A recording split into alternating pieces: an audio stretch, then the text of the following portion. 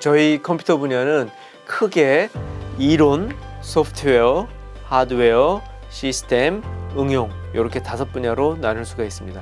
이론 분야는 알고리즘, 계산이론, 논리, 프로그래밍 언어 이론 등을 연구하고 이론 분야의 기초가 되는 수학 분야를 다룹니다.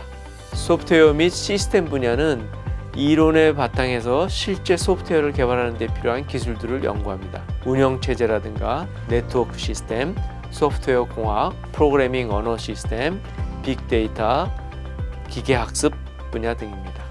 하드웨어 분야는 전기전자회로, 디지털 회로, 디지털 컴퓨터, 양자 컴퓨터, 컴퓨터 구조 등 컴퓨터라는 도구를 만드는 기술입니다. 응용 분야는 인공지능, 그 아래 기계학습이라든가 인공신경망, 비전, 자연어 처리, 그리고 그래픽스, 컴퓨터-인간 상호작용, 데이터 시각화, 소셜 컴퓨팅 등의 분야를 다룹니다.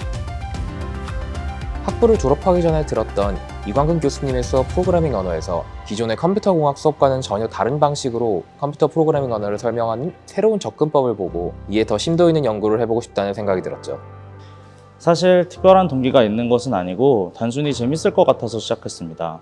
어릴 때부터 학계에 계속 있을 생각은 전혀 없었고 인더스트리로 가려고 항상 생각했기 때문에 회사의 니즈에 맞는 일을 하기 전에 하고 싶은 연구를 하는 연구자로 살아보는 시기가 있는 것도 좋겠다고 생각해서 대학원에 진학하게 되었습니다. 당시 지도 교수님께서 쓰신 매트릭 스튜디오라는 책을 읽게 되었습니다. 투자의 세계에서 만연한 믿음을 수치적으로 증명해 보이는 것에 매료되어 교수님의 연구실에서 수학하고 싶다는 생각이 들었습니다. 지도 교수님께서는 컴퓨터 공학 난제에 대한 세계적인 기록을 갖고 계신 알고리즘 최적화 분야의 대가이십니다. 견고한 이론적 연구에 기반하여 경제, 산업적 응용 연구로 확장한다는 점이 굉장히 매력적이었습니다. 소위 4차 산업혁명을 이끄는 엔진 기술이 컴퓨터 과학과 컴퓨터 공학입니다. 그래서 이런 컴퓨팅 기술은 보편 학문의 성격을 점점 띠고 있고 모든 분야의 성과를 바탕으로 자라며 모든 분야를 살찌웁니다. 컴퓨터 과학, 컴퓨터 공학을 공부한다는 것은 이런 겁니다. 모든 분야에 공헌하는 공부가 되고 4차 산업혁명의 핵심 엔진을 공부하는 것이고, 그리고 이 분야는 아직 미숙하기 때문에 우리가 해낼 성과들이 너무나 많이 남아 있습니다.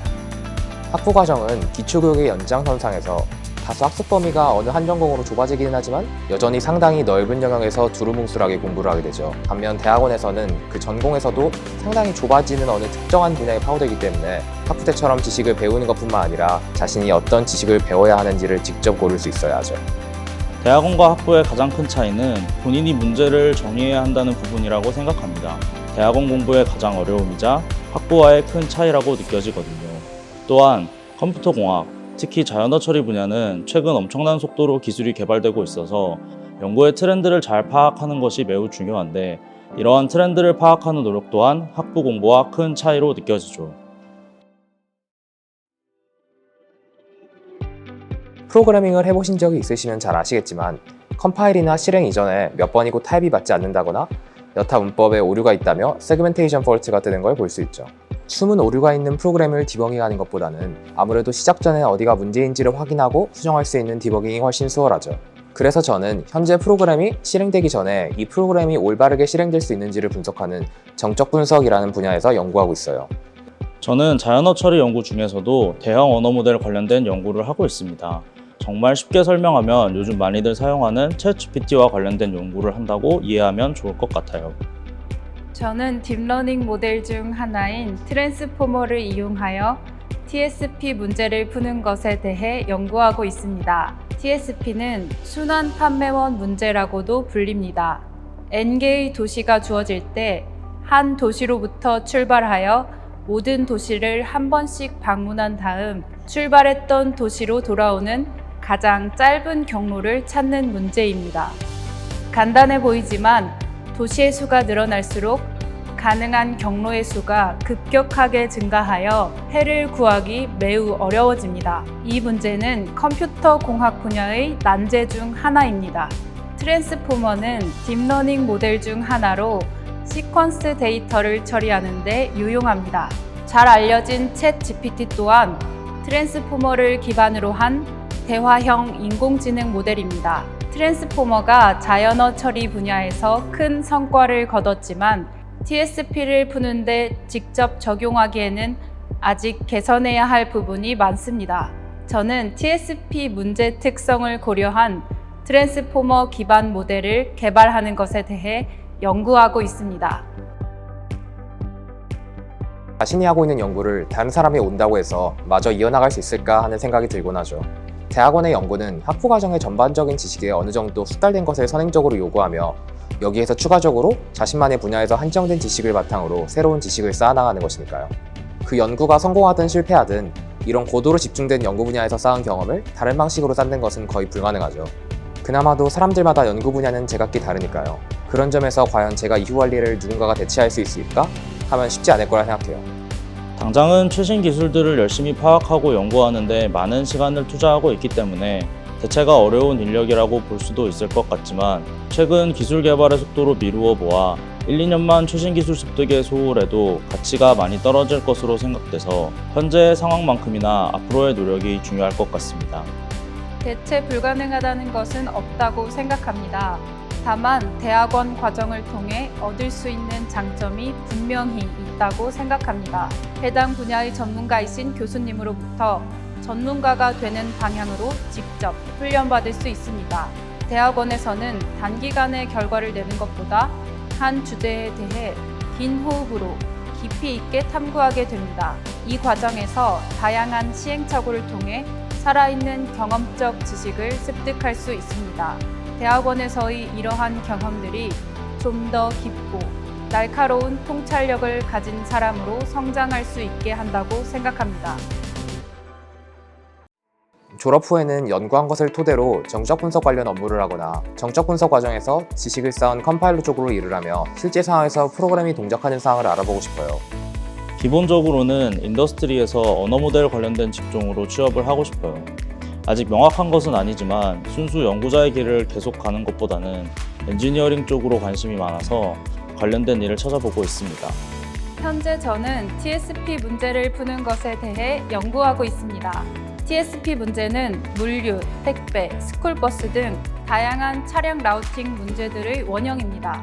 또한 VLSI 칩의 공정, 컴퓨터 보드의 생산 공정 등에서도 작업의 효율을 결정하는 중요한 역할을 합니다. 이렇듯 TSP 문제는 여러 분야에서 활용될 수 있는 연구 분야입니다.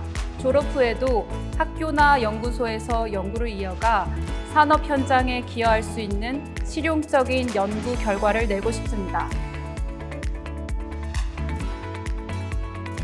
자신이 정말로 세상에 뭔가 기여를 하고 싶고 남들이 잘 할 수 없는 이론적인 연구 및 구현을 할 수 있으며 거의 언급되지 않더라도 자신의 연구가 후대에 어떤 식으로나마 도움이 되는 역사의 탑 속의 벽돌 중 하나로 나오면 좋겠다고 생각한다면 대학원은 최선의 선택이 될 거예요. 하고 싶은 걸 하는 것이 가장 좋다고 생각합니다. 나이나 시간에 쫓길 필요는 없다고 생각하고 특히 20대에 가능한 다양하게 하고 싶은 것을 해보는 것이 좋은 것 같아요. 망한 창업이나 맞지 않는 취업에서도 배우는 것이 있을 것처럼 어찌 보면 가장 안전하고도 무엇보다 모험인 대학원 진학도 어려운 만큼 큰 도움이 되니까요. 특히 대학원은 취업이나 창업과의 병행도 가능하니 고민보다는 부딪혀보세요. 각 분야에서 세계적으로 권위 있는 교수님의 지도를 받을 수 있습니다. 우리 지도 교수님께서도 TSP 벤치마크에 대해 세계적 기록을 가지신 분입니다. 이런 분께 직접 지도를 받을 수 있다는 것은 굉장한 기회라고 생각합니다. 또한 여러 가지 산학 연계 프로젝트를 통해 산업계의 문제를 해결하는 경험도 풍부하게 할 수 있습니다. 서울대학교 컴퓨터공학부에 입학하는 학생들은 경쟁보다는 개방과 연결, 팀워크를 중시하고 생각의 대담함과 창의로움, 현실 적용력과 실험 정신, 주변의 가능성을 쉽게 뒤져볼 수 있는 적극성, 닫혀있고 소유하기보다는 열려있고 공유해보길 원하는 자세, 다른 모든 분야의 성과를 흡수하고 다른 모든 분야의 성장을 이끄는 적극성과 리더십, 현실 적용력, 실험 정신, 개방감, 세밀함, 권위에 맹목적이지 않는 줏대 있는 정신, 당장보다는 긴 안목의 대담한 실용주의를 갖추면 좋겠습니다. 학문적으로는 영어 및 문서 작성 능력이 필요하죠. 논문을 읽거나 학회에서 자신의 연구를 설명하기 위해서는 그 이상의 영어 말하기, 듣기, 쓰기 능력이 필요해요. 또한 형식적인 형태로 잘 정리할 수 있어야 하죠. 논문 및 공식 문서는 일상어보다 정돈된 구성을 요구하며 레이텍으로 이를 다듬는 건 역시 익숙하지 않으면 다소 벅찬 일이니까요. 학문 외적으로는 아무래도 체력과 집중이 필요합니다.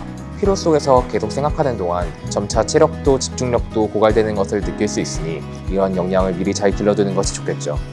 대학원은 아무래도 스스로를 잘 관리해야 하는 부분이 큽니다. 스스로 스케줄을 잘 세워서 단기 목표를 이루는 습관이 중요하거든요. 또한 기술의 트렌드를 잘 파악하는 역량을 키우면 좋을 것 같아요.